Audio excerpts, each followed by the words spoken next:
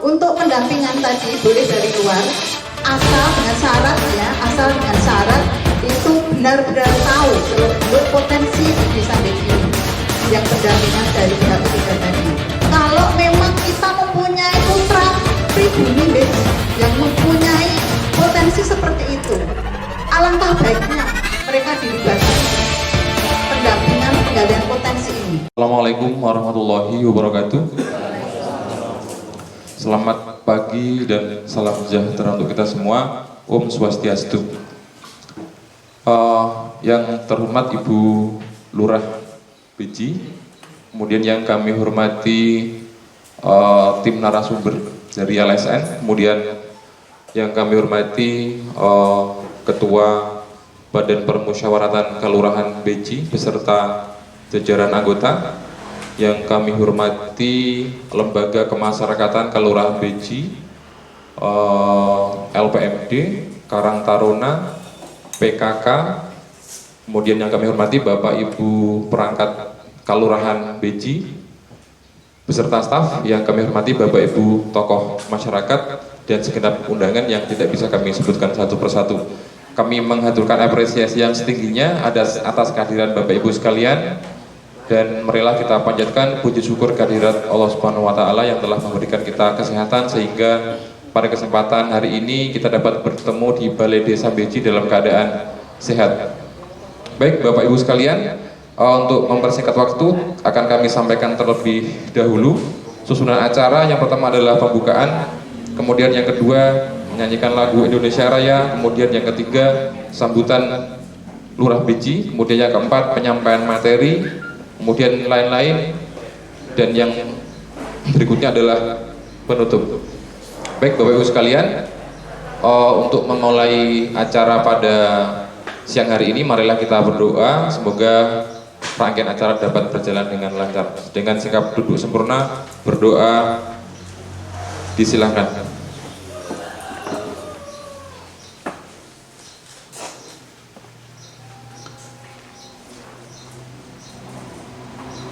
Berdoa selesai, masuk ke acara kedua, menyanyikan lagu Indonesia Raya. Bapak Ibu dimohon untuk berdiri.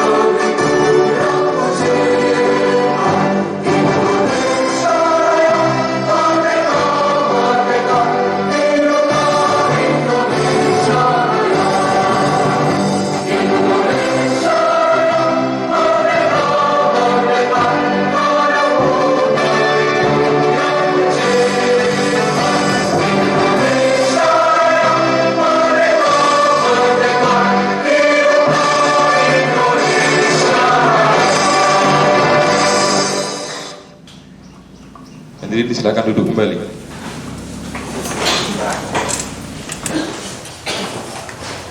Sambutan Lurah Beji, kepada yang terhormat Ibu Sri Dayanti dipersilakan. Assalamualaikum warahmatullahi wabarakatuh. Salam sejahtera, Om Swastiastu. Yang saya hormati Bapak Sarip bersama tim, yang saya hormati Ketua BPK beserta anggotanya, yang saya hormati Lembaga Desa, baik PKK, Karang Taruna, LPMD atau LPMK, BUMDes, pendamping budaya dan pendamping desa, serta tokoh masyarakat, dan Bapak Ibu hadirin yang berbahagia. Puji syukur kehadirat Allah Subhanahu wa Ta'ala, di mana pada kesempatan pagi siang ini kita bisa hadir dalam keadaan sehat walafiat di Balai Kalurahan Desa Beji ini dalam rangka untuk kegiatan persamaan persepsi semua elemen masyarakat di Kalurahan Beji untuk satu kegiatan di Kalurahan kita. Yang pertama-tama saya ingin mengucapkan terima kasih kepada semua hadirin Bapak Ibu yang telah menghadiri undangan kami. Kemudian saya juga ingin mengucapkan selamat datang pada Bapak Sarip selaku narasumber bersama tim. Sugeng rawuh, ini kondisi kami Bapak. Mohon maaf bila ada yang kurang berkenan. Oke, Bapak Ibu hadirin yang berbahagia, jenengan perlu saya harus bisa pilih bahwa tujuan pertemuan hari ini adalah untuk mempersamakan atau memberikan pemahaman yang sama tentang persepsi bagaimana penyusunan master plan itu akan kita buat. Langkah-langkah teknisnya seperti apa? Maka nanti ini semua elemen dan yang terlibat dalam kegiatan di kegiatan di pemerintahan Kalurahan hadir di sini untuk melakukan penjelasan atau pemahaman dari narasumber tentang bagaimana kita harus membuat master plan untuk desa atau kelurahan kita. Bagaimana nanti pelaksanaan tersebut akan dilaksanakan, nanti akan dijelaskan oleh beliau, Bapak Sarip bersama timnya. Bagaimana kita akan menata kelola pemerintahan desa kita, bagaimana kita akan menata potensi desa kita, dan bagaimana kita akan menata kelola pemberdayaan masyarakat kita. Jadi monggo nanti panjenengan sedaya akan dibawa oleh Bapak Sarip ini tentang gambaran atau pemahaman sehingga kita lebih bisa menyatukan persepsi dan visi kita dalam membuat master plan mau dibawa kemana desa kita nanti atau kelurahan kita nanti. Dan untuk menyingkat waktu Bapak, karena memang tadi sudah agak terlambat, undangannya kami jam 9 sebenarnya Bapak, ini sudah terlambat 1 jam. Dan untuk mencapai nanti sebelum jam 12 itu saja sambutan dari saya, sehingga nanti jenengan lebih leluasa ada waktu 2 jam nih Pak untuk berikan pemaparan atau pemahaman tentang bagaimana master plan itu akan kita adakan dan akan kita buat. Kurang lebihnya dari saya, sambutan saya, akhirul kalam, wassalamualaikum warahmatullahi wabarakatuh. Assalamualaikum warahmatullahi wabarakatuh.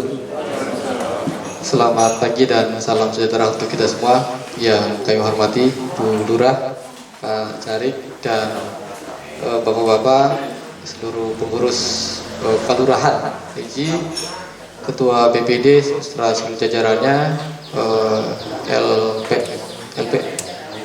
LPMK ya sekarang. Jadi memang pergub yang baru sekarang lidah kita harus berubah itu. Jadi pergub yang berkaitan dengan perubahan nomenklatur desa jadi kalurahan ya. Nanti saya akan cerita sedikit apa dampaknya bagi desa kita nanti. Lalu kemudian Bapak sekalian, ini sungguh suatu kehormatan bagi saya dan tim di Lembaga Strategi Nasional bisa bertemu dengan Bapak sekalian dalam rangka sebenarnya sederhananya kalau bahasa kita gerakan orang gila membangun desa sebenarnya ya. Jadi memang desa ini butuh orang-orang yang memang dalam tanda petik ya punya kegilaan bagaimana mampu menyatukan gerak langkah kita agar desa itu bisa maju gitu ya. Nah secara empiris saya ya ini masuk tahun ke-15 lah ya, saya dampingi Gunung Kidul. Teman-teman boleh tanya nanti seluruh DPRD Gunung Kidul 3 periode sebelumnya pasti kenal ya. Saya dampingi Gunung Kidul bagaimana menyusun RPJMD-nya Gunung Kidul, RKPD-nya, APBD, sampai hari ini masih berproses mendampingi penyusunan untuk RKPD 2021 ya. Nah sekali lagi ini saya merasa terhormat sekali ya karena bisa hadir dengan Bapak sekalian untuk sama-sama sebenarnya non sewu bukan mau menggurui Pak, tapi belajar bersama. Saya yakin Bapak dan Ibu sekalian jauh lebih berpengalaman ya bagaimana membangun desa ini. Nah hanya mungkin saya hanya sekedar memicu dan memacu sebenarnya, karena saya yakin kekuatan yang paling inti menggerakkan perubahan itu bukan orang luar, ya. Jadi kami yang dari luar ini hanya sebagai supporter sebenarnya, ya, memberi tepuk tangan, menyemangati, ayo kan itu. Jadi sekali lagi inti dari sebuah perubahan yang terjadi di desa adalah akan dilakukan oleh oleh Bapak Ibu sekalian. Saya sebenarnya ingin mau menontonkan YouTube terakhir yang Desa Gila itu. Ada salah satu, bisa connect nggak ya? Tidak bisa. Wifi bisa ya? Bisa nggak? Bisa. Jadi nanti saya mengajak Bapak Ibu sekalian nonton video pendek saja, cuman 3-10 menit, ya. Jadi di video sebelum ngomong perencanaan, video ini ada di Jawa Timur, lalu kemudian nanti juga kita ada baru pendampingan dari Buton Sulawesi Tenggara, ya. Ini dari desa yang sangat miskin menjadi desa yang sangat maju. Bahkan desa ini berani pamer, ya, mobil Alphard, ya. Jadi kendaraan operasionalnya kepala desanya itu adalah Alphard. Gubernur Jawa Timur saja nggak pakai Alphard, nggak sanggup. Tapi ini kepala desa memang gila, ya. Dari desa yang sangat miskin, tapi kemudian mampu menjadi desa miliarder, bahkan diliput di Trans 7, ya. Jadi nanti kita sambil nunggu itu. Nah, lalu yang kemudian terkait dengan topik hari ini, kita akan bicara soal apa sih itu master plan, ya. Bapak sekalian, secara jarak waktu saya pernah terlibat di dalam menyusun ini undang-undang desa bersama tim ada STPMD, ada IRE, ada LAPERA, ada FPPD, ada APC, ada Parade Nusantara, ada PTDI, ada banyak elemen, ya. Jadi saya kebagian untuk Pulau Jawanya, dari ujung Tangerang sampai Jawa Timur itu untuk menemukan substansi apa yang akan dimuat di dalam undang-undang desa itu. Nah, salah satu hal yang penting adalah ketika di undang-undang desa itu bicara soal asasnya, Bapak sekalian, ya, ini harus kita tahu dulu undang-undangnya. Asasnya itu bukan desentralisasi. Beda dengan Undang-Undang 23, ya. Kalau Undang-Undang 23 tentang pemerintah daerah, asasnya adalah desentralisasi, pembagian tugas dari pusat ke daerah. Maka di sana di Undang-Undang 23 itu dikenal namanya urusan absolut sama urusan kongruen, ya. Bedanya kalau di Undang-Undang nomor 6 itu bicara apa? Asasnya apa? Rekognisi. Apa itu rekognisi? Pengakuan negara terhadap desa. Tidak ada, boleh Bapak Ibu buka Undang-Undang nomor 6, tidak ada satupun kata yang menyebutkan di dalam undang-undang itu adalah kata desentralisasi, nggak ada. Asasnya desentralisasi itu ada di Undang-Undang 23, yang di desa adalah rekognisi. Ini kekuatan besar. Saya ingin mendudukkan kenapa perlu sejak awal kita dulu bicara soal kewenangan pengakuan ini, sehingga nanti bicara soal perencanaan basisnya adalah kewenangan yang dimiliki oleh desa, ya, supaya kita tidak tabrak lari nanti. Jadi kenapa muncul perencanaan desa? Perencanaan desa itu muncul sebagai bagian dari adanya pengakuan negara terhadap desa dengan asas rekognisi, atau hari ini kita mengenal 4 bidang kewenangan. Ada pemerintahan, ada pembangunan, ada pemberdayaan, ada pembinaan, ya, ada 4 bidang. Tetapi sebenarnya itu pembidangan itu sempit. Ada yang jauh lagi. Apa itu? Di dalam Undang-Undang nomor 6 bicara soal apa? Hak asal usul desa. Nah, dari menerjemahkan klausul hak asal usul desa ketika kita menanti menarik itu menjadi sebuah dokumen RPJMD, ya, RPJMKal kalau di sini jadinya kelurahan, RPJMKal itu nanti. Lalu di mana posisi hak asal usul desa di dalam perencanaan? Itu pertanyaan saya. Jangan-jangan kita tidak tahu. Lahirnya BJ ini, hak asal usulnya kita tidak pernah tahu. Tiba-tiba kita bablas ngomong soal perencanaan. Lalu yang kedua, bagaimana, di mana batasan kewenangan desa berskala lokalnya? Desa BJ. Apakah kita sudah mencermati di situ?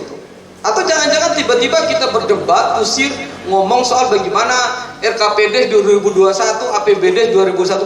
tanpa melakukan mendiagnosa, mendeteksi, mencari tahu secara dalam kewenangan kita, kewenangan lokal berskala desa, hak asal usulnya desa, potensi dan tipologinya desa. Maka saya bisa katakan, jangan kita akhirnya merencanakan sebenarnya sesuatu yang tidak patut direncanakan. Kenapa?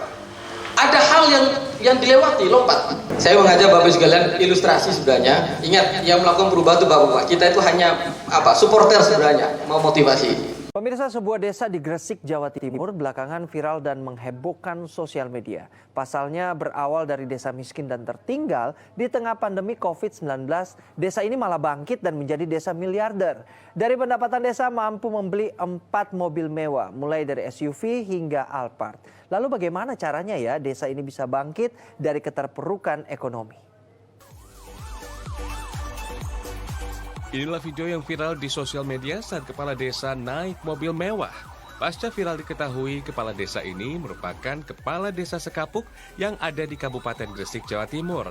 Dan mobil mewah ini adalah mobil operasional yang baru saja dibeli dari pendapatan desa.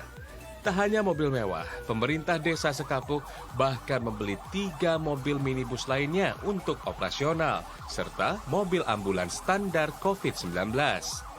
Tak ketinggalan 56 unit sepeda listrik untuk dipakai anak-anak bersekolah. Warganet pun heboh karena selama ini belum ada kepala desa di Kabupaten Gresik yang naik mobil operasional setingkat Gubernur Jawa Timur.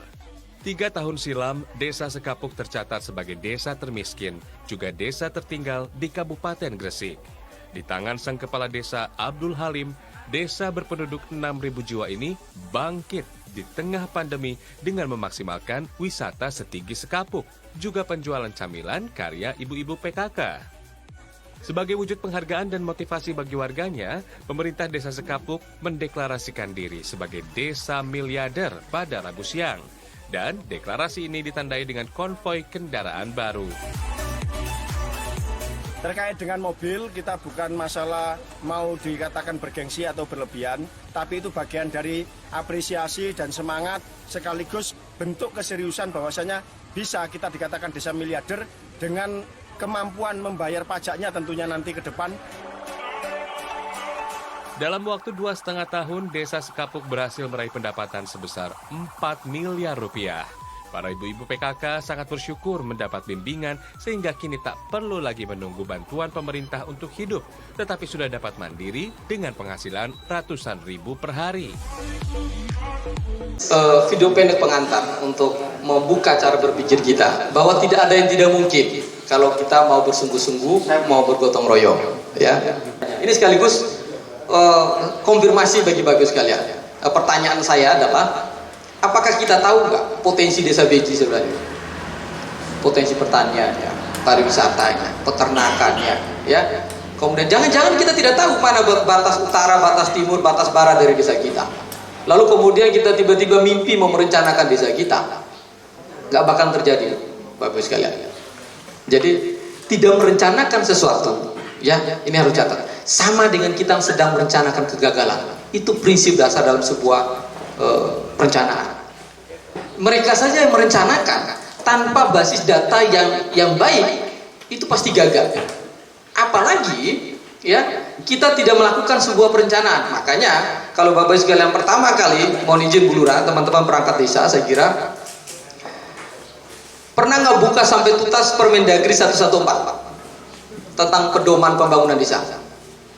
Di Permendagri itu komplit, saking komplitnya lebih banyak lampirannya daripada substansi pasal-pasalnya. Ya, betul nggak Pak Cari? Coba dibuka. BPD juga harus buka. LPMK-nya harus juga buka. Karena apa? Sudah komplit. Karena saya terlibat juga nyusun itu. Di sana berita acaranya sudah ada. Bagaimana form melakukan pengkajian data potensi desa itu sudah ada.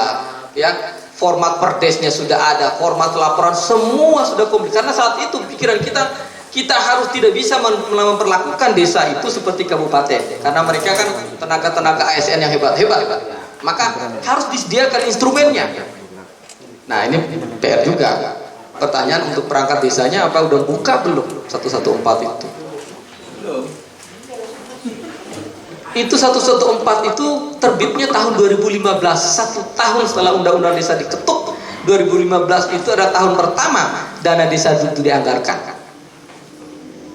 Nah sekarang 15, 16, 17, 2020 udah berapa tahun? Sudah 5 tahun. Ya, kalau durian itu sudah berbuah dia. Betul nggak Pak? Sudah berbuah, udah panen itu. Ya kan? Tapi ada problem nggak? Ya jelas ada problem. Karena apa? Insting perencanaan kita itu hanya berdasarkan insting normatif. Wes, ikut yang sebelumnya. Itu bukan hanya terjadi di kabupaten, Pak. Saya dampingi hampir 10-15 tahun di Gunung Kidul Pemda. Sama, praktek dan perilaku mengcopy paste sebelumnya itu terjadi. Makanya waktu pertama kali saya dikenalkan sama Pak Eko Rustanto dengan Bu Lurah, saya nggak mau ngomong banyak. Satu waktu diskusi ruangan itu saya minta kertas, saya bilang yang dilakukan pertama mereview RPJM Des yang sebelumnya. Sehingga apa? Sehebat apapun kepala desa hari ini, kalau terjebak di dalam perencanaan desa sebelumnya, maka apa yang terjadi? Bergerak nggak? Bergerak tapi di tempat.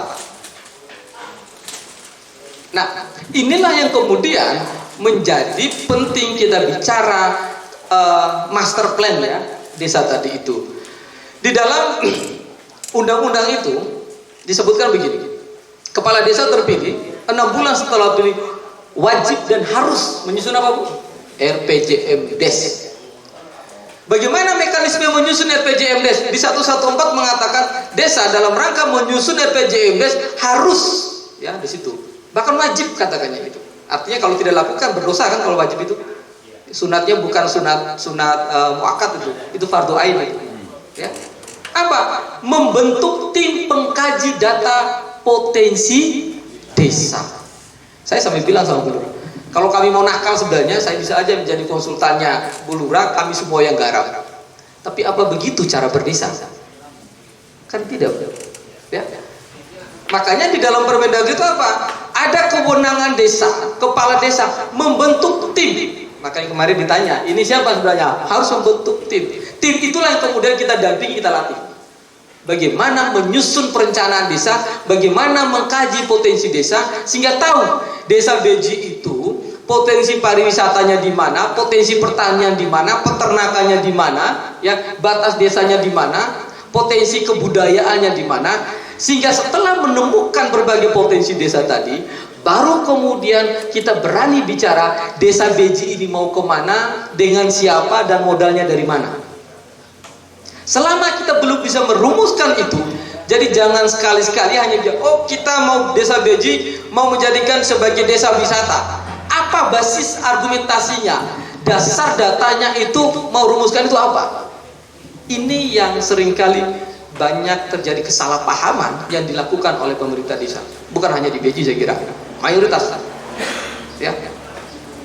Oleh sebab itu, kami dari tim LSN tentu terima kasih sebenarnya diberi ruang dan kesempatan. Selama ini kan kita hanya mendampingin bos-bos yang di atas ya.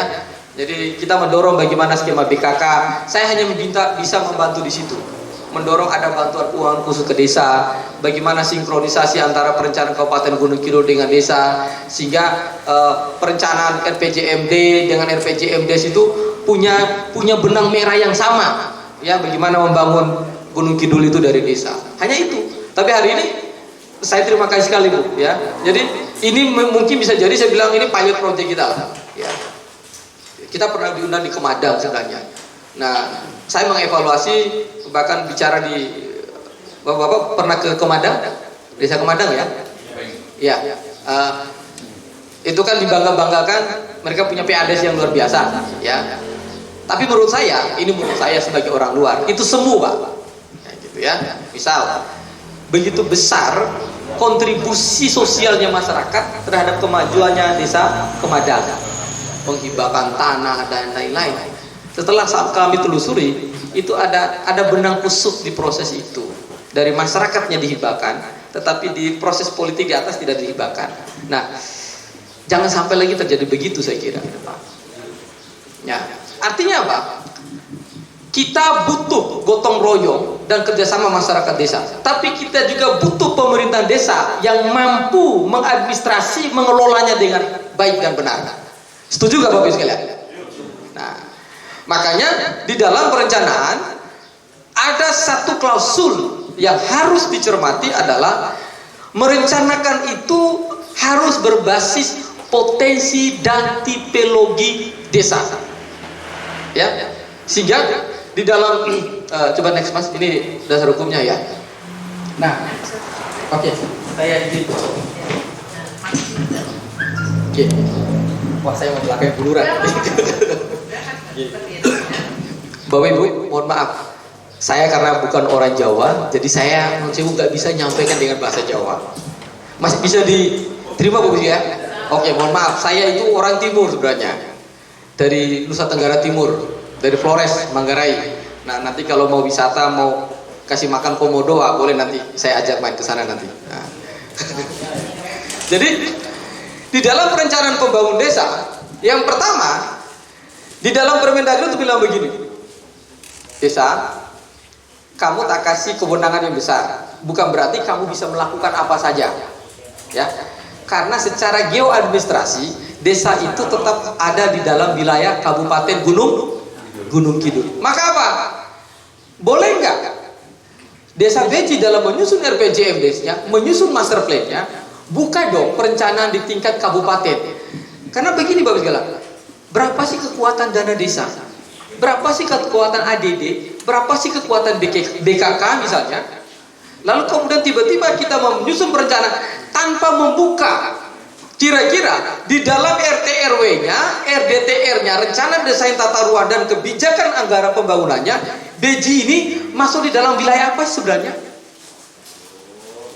Ini penting, harus dibuka. Kan gampang, ada Pak Eko Rustanto atau ada teman-teman di Dinas PMD. Minta dong.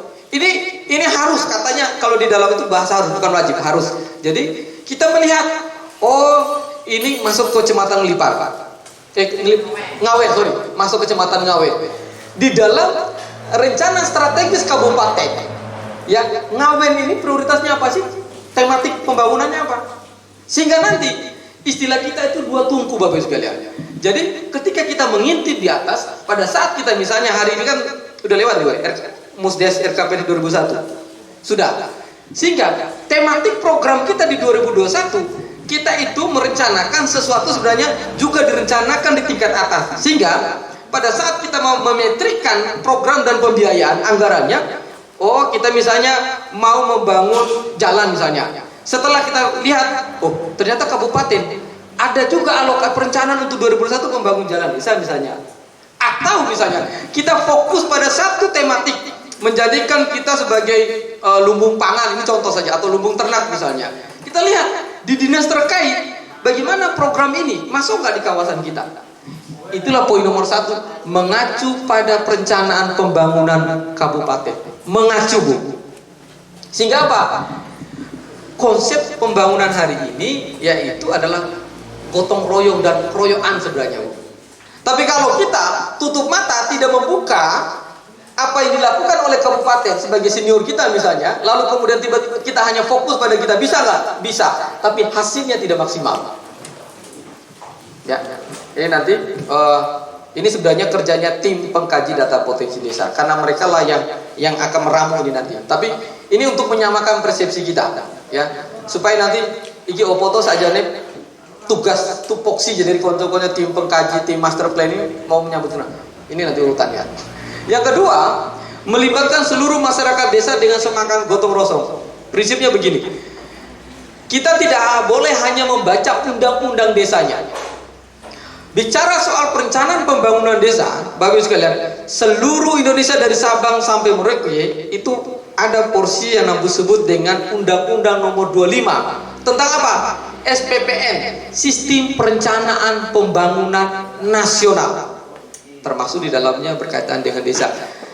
Apa pendekatannya? Pendekatannya adalah bottom up planning. Ini bahasa Jawanya itu bukan bottom up, jadi bukan dari bawah tuh nggak sambung ke atas. Jadi dia itu apa? Gotong royong sebenarnya. Dari bawah itu ke atas. Tapi selama ini kan bottom up tuh. Betul nggak, Bapak sekalian? Bottom up itu yo tersumbat dari bawah, nggak nyampe ke atas, ya? Karena tidak ada proses sinkronisasi, buat di bawah disuruh musdus, musdes, musrembang des, macam-macam. Ya Istilah kita hari ini mau masuk surga pun harus pakai orang dalam katanya. Yuk. Artinya apa? Ini kiasan aja. Artinya apa? Mau mendapat program aja itu tanya ini siapa yang bawa, orang dalamnya sopo. Kan begitu. Nah, ini yang mau kita retas. Bu, bagus sekalian. Kalau master plan kita jadi, itu adalah proposal kita yang nanti insya Allah Bu Lurah ini, cariknya, BPD-nya, Ketua Bumdesnya, saya ajak ngamen dalam tanda petik. Tidak perlu bikin proposal lagi. Ya, yang penting kita tahu. Oh, Desa Beji itu sudah dirumuskan di dalam roadmap master plan kan bicara 5 tahun ke depan.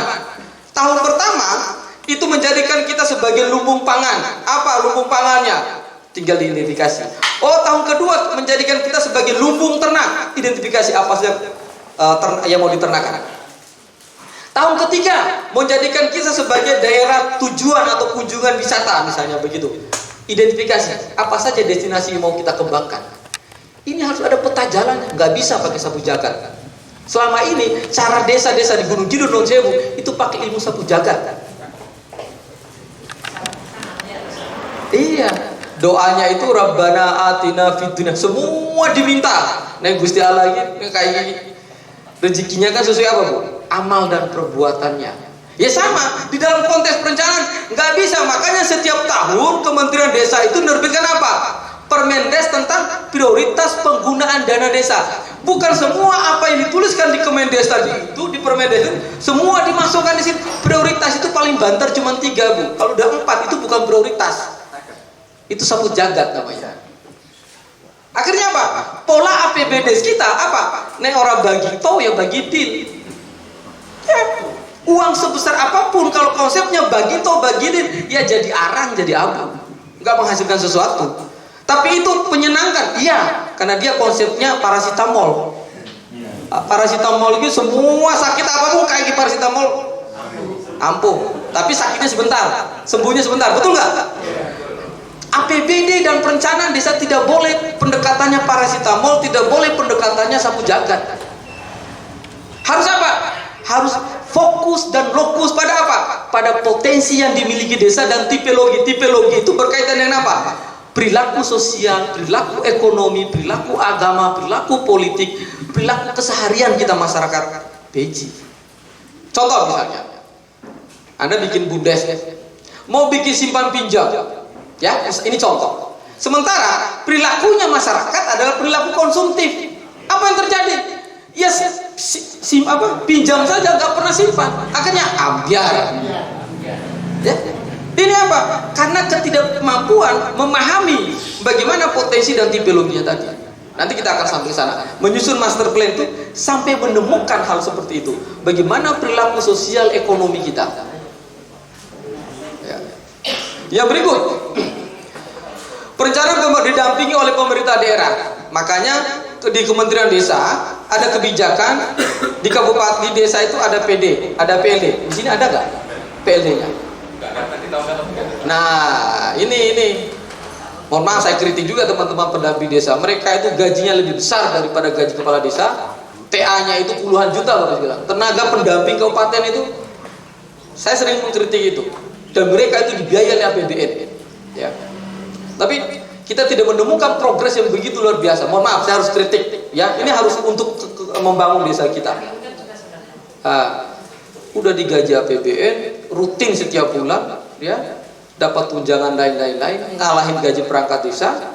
Kalau datanya ke desa hanya minta data untuk mendapatkan gajinya, nek saya suratin aja bupati, nek saya kalau lurah, nek jenengan kan motor sah, nah kayak gitu. Ini penting, kenapa? Tugas pendamping desa itu tadi ya, itu bagian dari bagaimana menyambungkan lidahnya masyarakat desa itu agar sampai di kabupaten.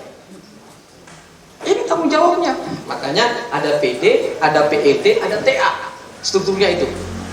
TA-nya itu kalah gaji camat kok. Kalah gaji Pak Camat. Kontrak mereka. Awal-awalnya itu dibiayai sama Bank Dunia mereka itu. Saking hebatnya itu. Dana sisa dari PNPM saat itu 7,2 triliun. Lalu di skema bikin pendampingan desa sampai ke tingkat desa sekalian. Luar biasa hebat. Tapi outputnya apa? Apa yang dinikmati desa? Gak ada.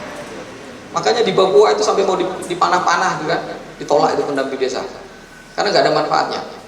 Tetapi mudah-mudahan ke depan kita terus ngajak mereka diskusi, libatkan, ya, beri tanggung jawab soal bagaimana menyusun master plan itu, ya.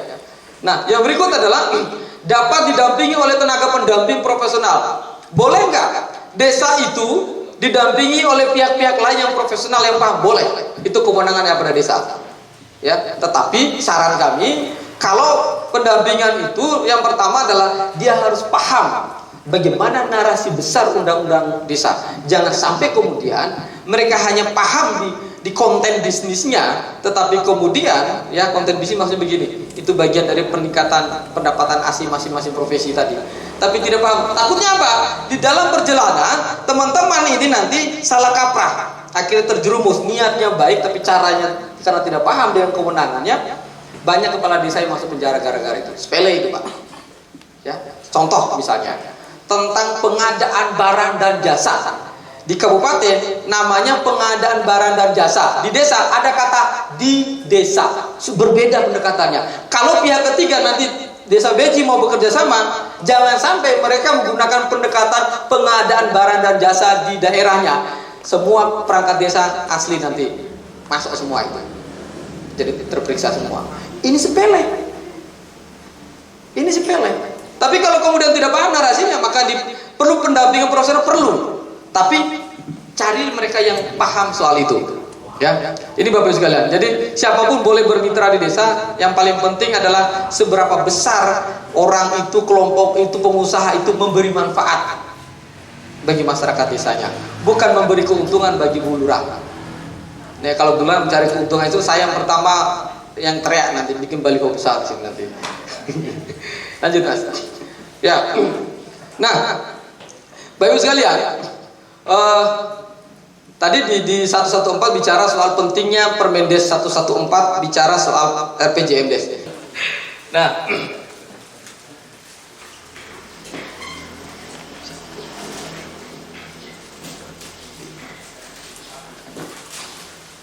ini kita bicara soal peta jalan Desa Beji. Ya. Ini tahun pertama.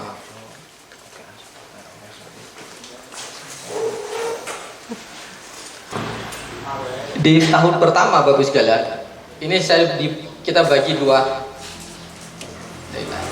Tahun pertama ini bicara soal, bahasa sederhananya adalah gotong royong. Gotong royong itu bahasa kampung kita, bagaimana masyarakat itu mau bersatu, guyup, rukun, punya pikiran sama bagaimana membangun desa Beji. Ini versi masyarakatnya. Ini versi masyarakat. Lalu kita naik ke sebelah atasnya, ini versi pemerintah. Pemerintah desa. Di versi pemerintah desa adalah bagaimana membahasakan gotong royong tadi, ya, di dalam ini masuk di dalam perencanaan desa. Apa kewajiban Bu Lurah terpilih? Dia menyusun RPJMdes.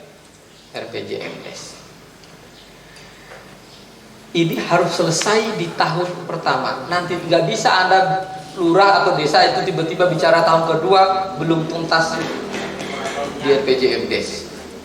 RPJMdes itu adalah kewajiban konstitusional yang harus diemban oleh Bu Lurah, ya, selama 6 tahun. Ini tahun kedua, ketiga, keempat, kelima, keenam. Kalau terpilih lagi jadi 12 tahun. Luar biasa itu. Ya. Di fase pertama, tahun pertama itu adalah mengkonsolidasikan, melakukan koordinasi dan kerjasama antara kekuatan masyarakat yang gotong royong tadi itu dengan kapasitas dan kemampuan pemerintah desa bagaimana meramu aspirasi partisipasi masyarakat desa tadi hingga masuk di dalam yang namanya dokumen RPJMdes.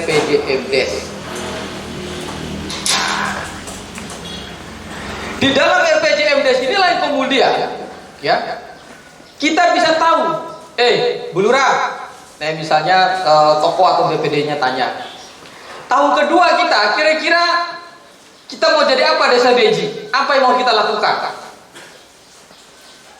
Boleh nggak bertanya begitu? Boleh. Maka jawabannya apa?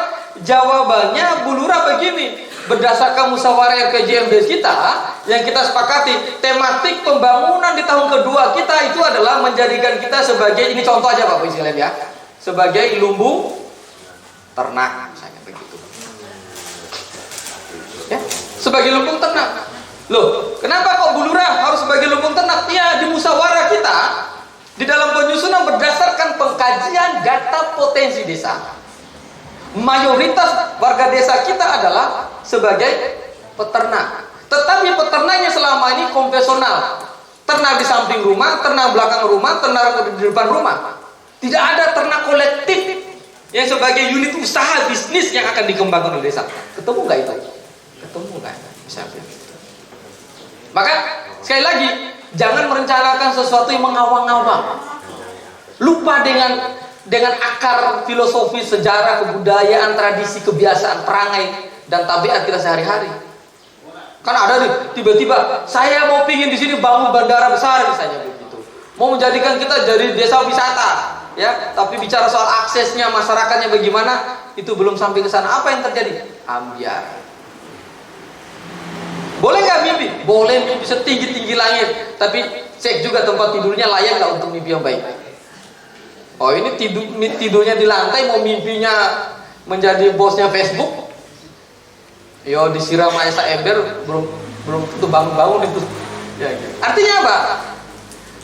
Lagi-lagi ini kalau ditarik ke bawahnya apa? Berdasarkan potensi dan tipologi masyarakat. Ini penting Bapak sekalian. Nah, jadi ini gambaran umum. Di tahun pertama kita harus tuntas RPJMDes. RPJMDes ini ketika kita tarik, ya, RPJMDes.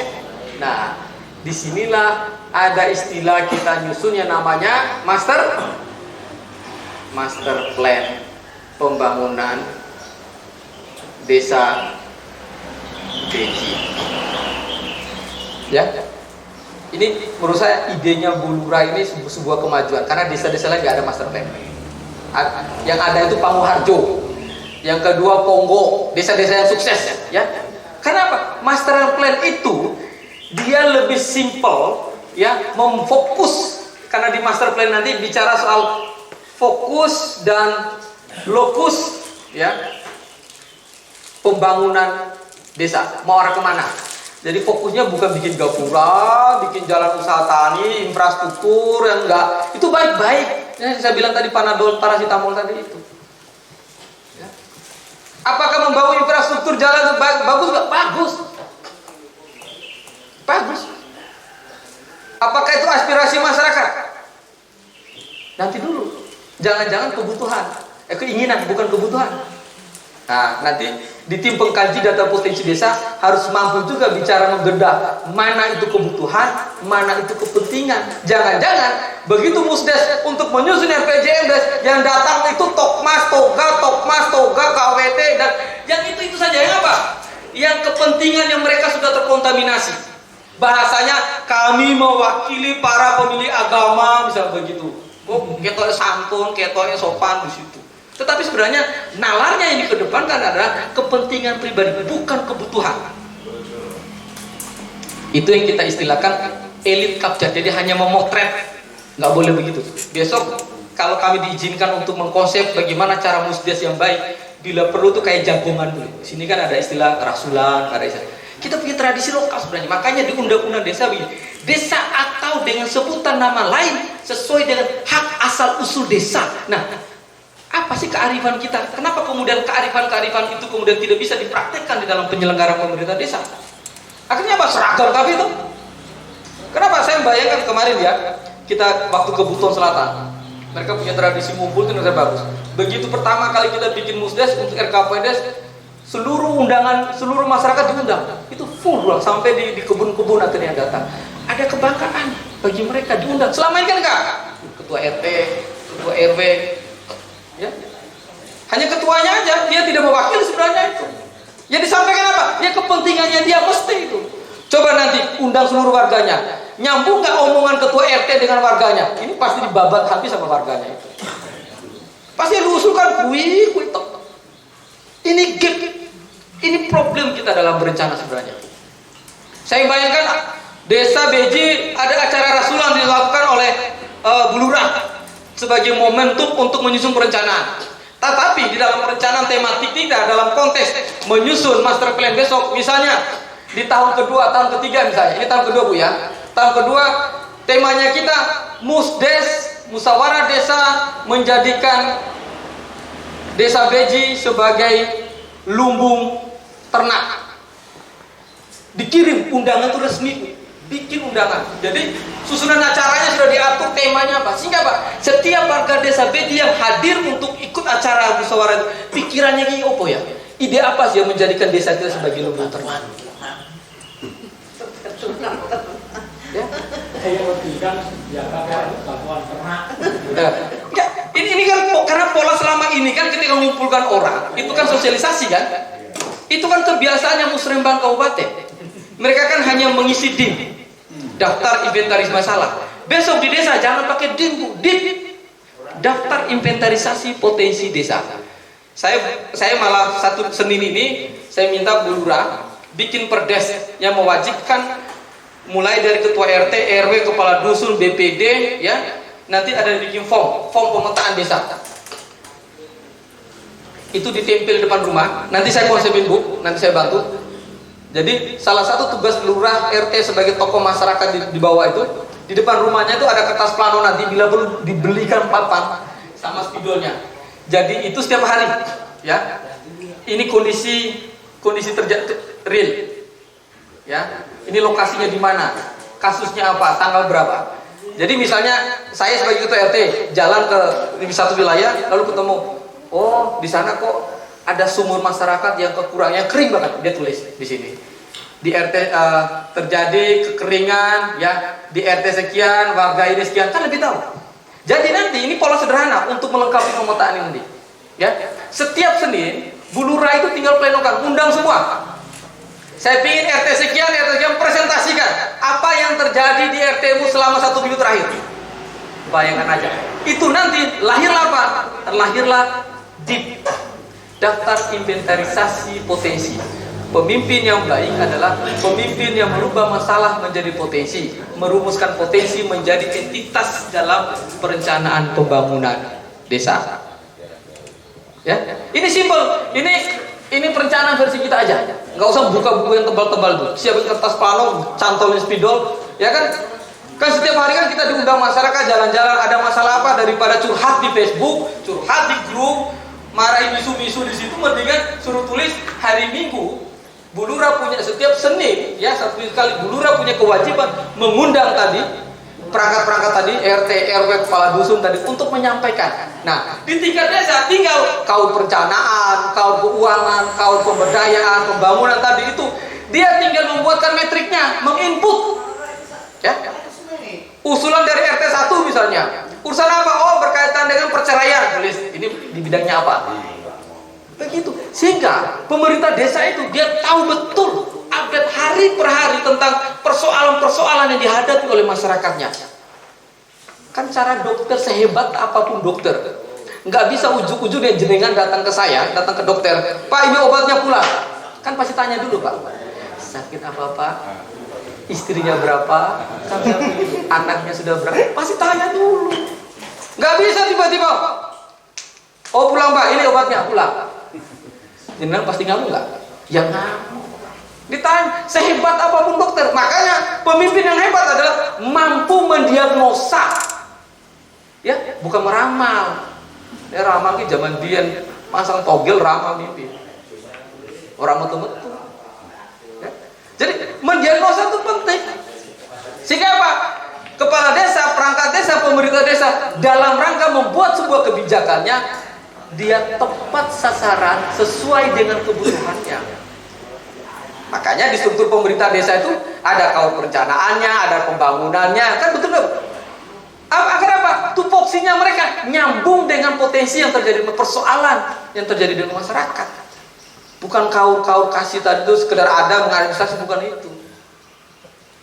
Nah, pola ini bisa menyambungkan sehingga nanti pada saat musyawarah kembali ke sini, musyawarah tematik yang kita mau kita lakukan, ya itu sudah muncul berdasarkan kajian tadi itu. Di master plan kita menemukan bahwa mayoritas masyarakat kita adalah petani misalnya begitu. Lalu kemudian, tetapi hasil kajian tim penyusun master plan, tim pengkaji data potensi desa menunjukkan ya petani kita dari zaman Nabi Adam sampai muncul nama zaman Nabi baru ya gitu-gitu aja hidupnya. Berarti ada persoalan nggak? Ada persoalan. Apa itu? Mari kita diskusikan bersama. Ketika ini persoalan, jadi tahun pertama petani itu sampai terakhir itu dia selalu dianggap masalah. Jangan-jangan di proses ini selama mereka menjadi mulai dari tanam sampai produksi misalnya, ya, mereka ini hanya menjadi tukang cocok tanam, bukan sebagai produsen. Ini contohnya. Nah, di mana posisi desa? Saya imajinasi saya kalau kemudian ini kita bisa temukan di master plan nanti, Bu Lurah misalnya. Ini contoh aja soal petani kita misalnya. Menjadikan desa kita sebagai lumbung pangan 1 tahun ke depan maksud saya. Langkah yang pertama adalah kita mendata berapa sih jumlah petani kita dan berapa produksi petani kita setiap tahun. Lalu kemudian berapa biaya yang disediakan oleh petani kita, ya, biaya produksinya, biaya lahannya, bahkan biaya tenaga kerjanya. Kalau kita meramu itu, lalu kemudian kita hitung berapa intervensi APBDes melalui dana desa tadi untuk mensukseskan kita menjadi lumbung pangan misalnya. Harus sampai di situ, pemetaannya sampai di situ nanti. Formnya sudah ada semua sebenarnya di 114 lampiran sudah ada itu nanti. Kalau nanti kita bantukan kirim ulang nanti ada filenya, tinggal download itu. Biasanya ada yang ada Permendagri dia tidak lampir dengan 114-nya, lampirannya 114 itu.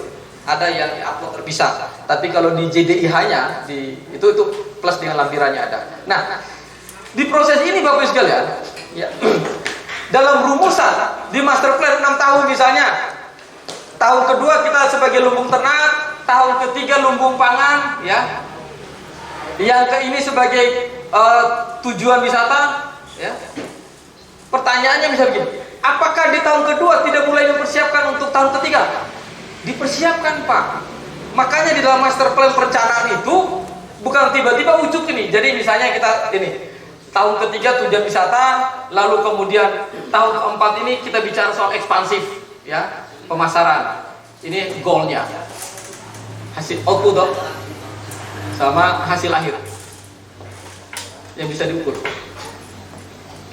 Jadi saya sekali lagi menghindari betul merencanakan pembangunan desa itu dengan sapu jagat dan pendekatan APBDes-nya bagi deal, karena dia tidak menghasilkan sesuatu, ya, hanya menghadirkan kesenangan sesaat, yaitu tadi paracetamol, ya. Jadi fokus. Kalau saya beji nanti ditemukan lapangan potensinya, kita adalah potensi pariwisata, potensi peternakan, pertanian, titik 3 aja. Harus nemu pada aspek itu misalnya nanti, ya. Lalu tinggal dieksekusi. Mau lumbung ternaknya di tahun kedua atau tujuan wisata desa wisata dulu di tahun kedua, monggo. Itu bukan kami yang memutuskan. Yang memutuskan itu di arena forum musdes, ya. Bukan pihak ketiga yang memutuskan. Pihak ketiga atau pendamping tadi dia hanya memunculkan potensi-potensi tadi, menyediakan bahan bakunya, monggo.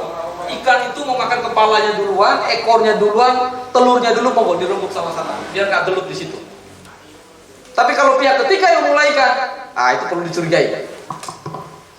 Soalnya apa? Ada wanipironya di sini nanti. Itu. Ya. Nah, sehingga nanti ini penting dirembuk. Misalnya segera bikin SK tentang pengkajian potensi desa untuk nyusun master plan. Lalu Bu Lurah mengundang pihak monggo, ya. Lalu kemudian pihak ketiga itu dalam rangka apa? Dalam rangka menyediakan data sebagai sebuah perencanaan untuk 6 tahun ke depan ini. Nah, untuk mengisi apa prioritas tematik program di tahun kedua, ketiga, keempat itu diputuskan di dalam musyawarah desa. Nah, sehingga pada saat review RPJMD nanti dia sudah memuat ini sehingga diturunkan di dalam RKPDes setiap tahun anggaran.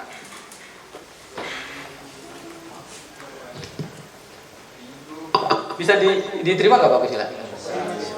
Jadi kuncinya fokus dan lokus. Makanya kalau mau diskusi yang agak berat karena saya lagi dampingi Gunung Kidul untuk APBD, ada yang namanya sekarang itu paradigma DIS di dalam perencanaan pembangunan nasional kita.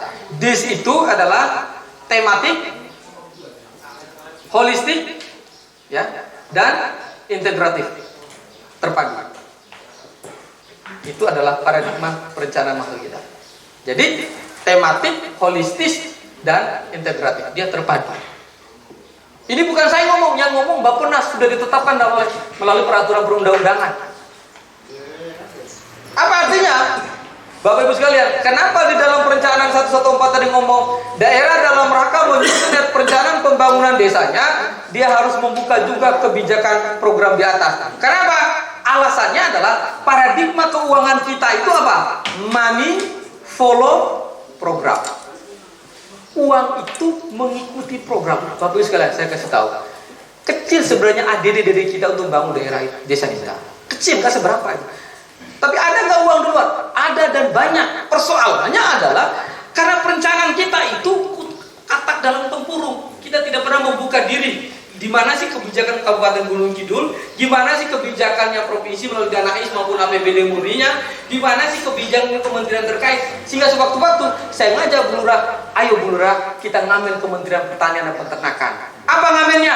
Bawa RPJMD Master Plan kita. Ini loh, tahun 2022 besok kita itu mau lumbung ternak. Nanti dong kementerian yang punya program selama ini. Ingat, di dalam Money Follow program apa dikatakan? Kementerian dan lembaga tidak boleh membuat proyek di desa. Yang boleh apa? Yang boleh dia kerjasama dengan desa. Desalah sebagai eksekutor. Maka dikenal apa anggarannya? Anggarannya ada DKK, ada hibah, ada bansos. Harus sampai di situ pemahamannya. Kita ini kan bernegara, artinya dari Jakarta sampai ke desa ya satu kesatuan. Kita bukan federal, kita negara kesatuan. Karena kita tidak punya GBHN. Apa yang menjadi penetapan presiden soal program strategis nasional, maka harus sampai di desa. Maka 2021 ada 7 program prioritas nasional di desa. Apa itu? Ketahanan pangan, lumbung pangan, ada stunting, ada desa digital, lalu kemudian saya lupa ada 7 itu, ya. Ya kan? Ada 7, termasuk lumbung pangan, ada pariwisata juga, masuk semua di kita. Kenapa kita tidak menyebutnya? Ini yang disebut dengan inlineita, sinkronisasi antara perencanaan pusat dengan perencanaan desa. Nggak bisa sehebat apapun kita di Beji, kita katak dalam tempurung tidak membuka perencanaan di sana, yes, ambiar. Ya. Jadi harus terbuka. Sekarang kan teknologi dunia dalam genggaman. Nonton YouTube yo jangan, ya bolehlah sekali-sekali dikempot, selingan lah baca apa toh kebijakan Kementerian Pertanian. Fokus aja kita misalnya ternak, wisata, pangan, ternak misalnya begitu, ini contoh. Maka berselancar, apa ya? Bukan minta Google, nggak bisa ketik Google. Apa program Kementerian Strategis Pariwisata bisa begitu muncul. Ini cara kita sederhana, bagaimana mengenal dunia luar sehingga kekuatan dunia luar itu masuk di kolaborasi dengan kemampuan dan potensi kita. Untuk itu kita diskusi dulu, monggo kalau ada yang sebelum saya lanjut nanti. Untuk pendampingan tadi boleh dari luar, asal dengan syarat ya, asal dengan syarat itu benar-benar tahu seluk potensi di desa ini yang pendampingan dari pihak ketiga tadi. Kalau memang kita mempunyai putra pribumi yang mempunyai potensi seperti itu, alangkah baiknya mereka dilibatkan